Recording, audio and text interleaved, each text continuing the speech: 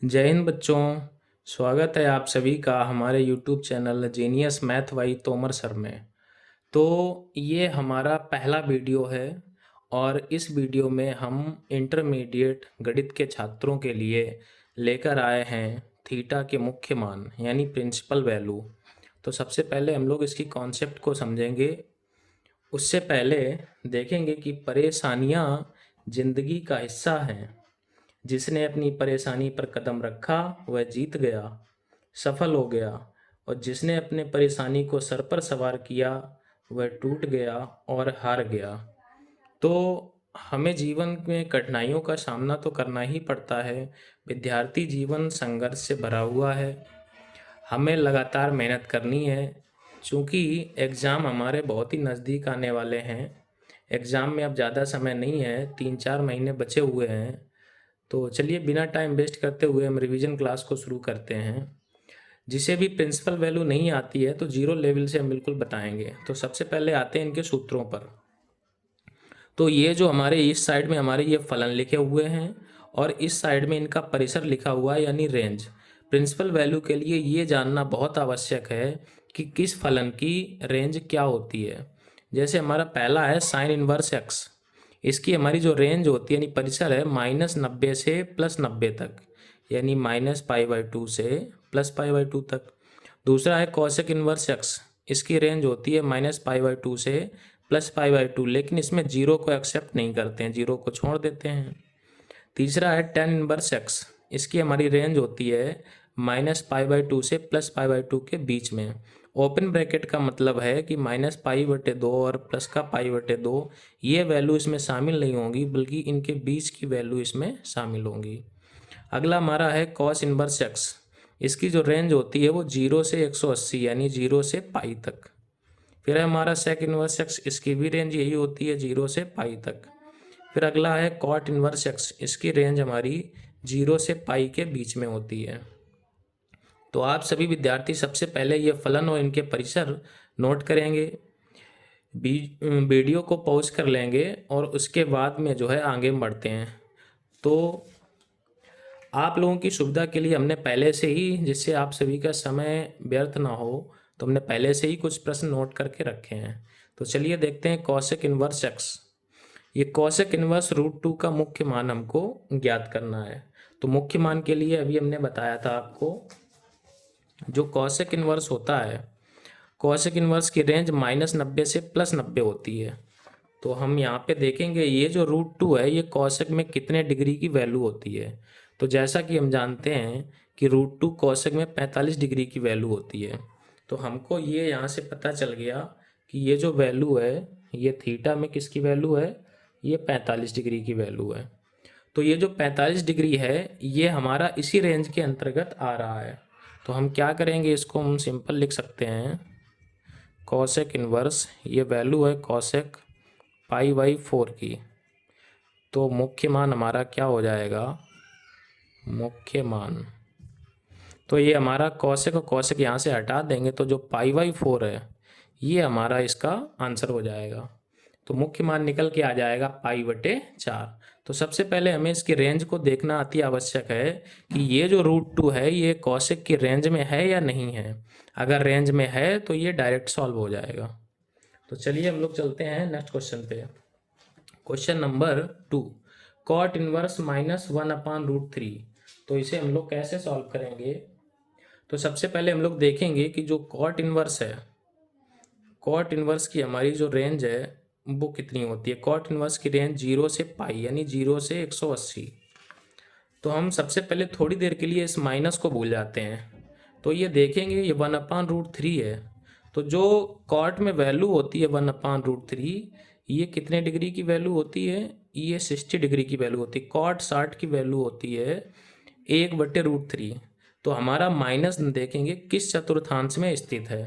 तो जो हमारा माइनस होता है इसमें तो ऑल पॉजिटिव होता है, इसमें हमारा कॉट माइनस का होता है। तो ये जो चतुर्थांश है ये हमारा होता है π-θ यानी 180 माइनस थीटा। तो थीटा की वैल्यू हमारी 60 है। तो हम लोग इसको क्या लिख सकते हैं, हम लोग इसको लिखेंगे कॉट इनवर्स, और कॉट पाई माइनस ये जो हमारी वैल्यू है ये 60 की वैल्यू है, 60 का मतलब पाई/3। तो जब हम लोग इसे सिंपली में हल करेंगे तो ये जो वैल्यू हमारी है कॉट इनवर्स, कॉट ये 3 पाई में से पाई माइनस करेंगे तो ये 2 पाई/3। तो सिंपल में ये कॉट कॉट इनवर्स इसे हटा देंगे तो जो हमारा मुख्य मान है, मुख्य मान ये निकल के आ जाएगा 2 पाई/3। चलिए चलते हैं नेक्स्ट क्वेश्चन पर। अगला हमारा क्वेश्चन है कॉस इनवर्स -√3/2। तो इसे हम लोग कैसे सॉल्व करेंगे देखते हैं अगले क्वेश्चन पर। तो सबसे पहले हमें इसकी रेंज को देखना है, कॉस इनवर्स की जो रेंज है वो कितनी होती है। तो जो कॉस इनवर्स की हमारी रेंज है, कॉस इनवर्स की रेंज वो 0 से पाई यानी 0 से 180 डिग्री होती है। तो हम ये देखेंगे कि थोड़ी देर के लिए इस माइनस को हम हटा देते हैं तो -√3/2 ये कॉस में कितने डिग्री की वैल्यू होती है। तो √3/2 कॉस में 30 की वैल्यू होती है। चूँकि हमारा इसमें कॉस माइनस का है तो अब चतुर्थांश पर आएंगे। माइनस का कॉस हमारा इसमें होता है सेकेंड यानी दूसरे चतुर्थांश में। तो ये दूसरा वाला चतुर्थांश होता है पाई माइनस थीटा, यानी पाई में से ये जो थीटा है 30 डिग्री इसको हम लोग माइनस करेंगे। तो इसको हम लोग कैसे लिखेंगे, कॉस इनवर्स कॉस, इसे हम लोग लिखेंगे पाई माइनस थीटा का मतलब 30 डिग्री, 30 डिग्री को हम लोग लिख सकते हैं पाई/6।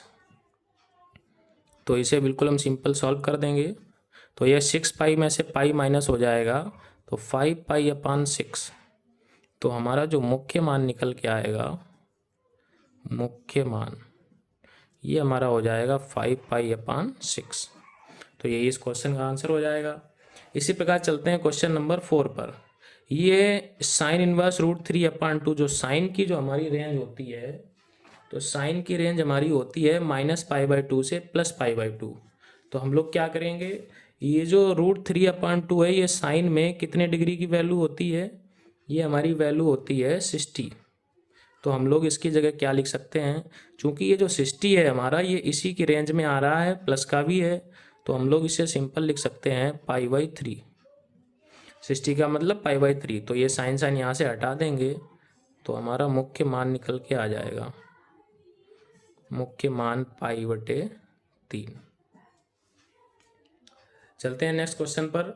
ये हमारा आज का अंतिम प्रश्न है। आज हमने चूँकि 5 ही प्रश्न लिए हैं, पहली क्लास है, वीडियो को ज़्यादा लंबा नहीं करते हैं इसलिए हमने केवल 5 प्रश्न लिए हैं। आगे आप लोग कमेंट करके बताइएगा तो और भी इसके इस टॉपिक के और भी प्रश्न उठाएंगे।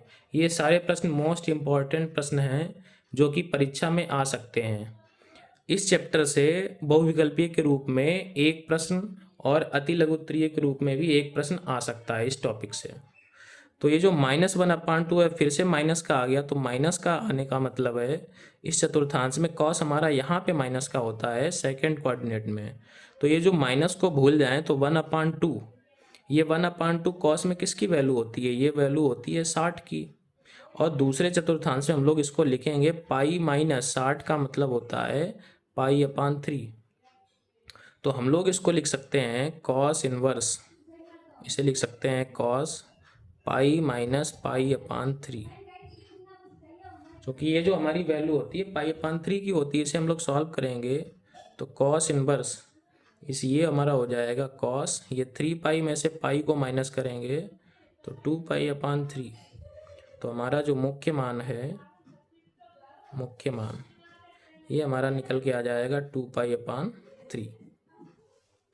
तो आशा करते हैं दोस्तों ये आपको पांचों प्रश्न अच्छे से समझ में आए होंगे और इसकी कॉन्सेप्ट को भी आपके समझ में आया होगा। तो ये जो इसके सूत्र हैं हमारे, इन्हीं से सारी प्रिंसिपल वैल्यू निकलती है, इन फलन से और ये परिसर से।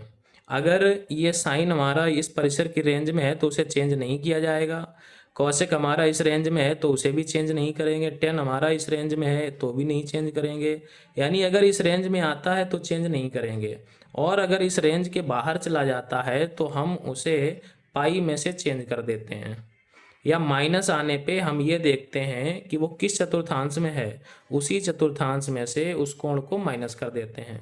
तो आशा करते हैं ये वीडियो आपको बहुत पसंद आया होगा।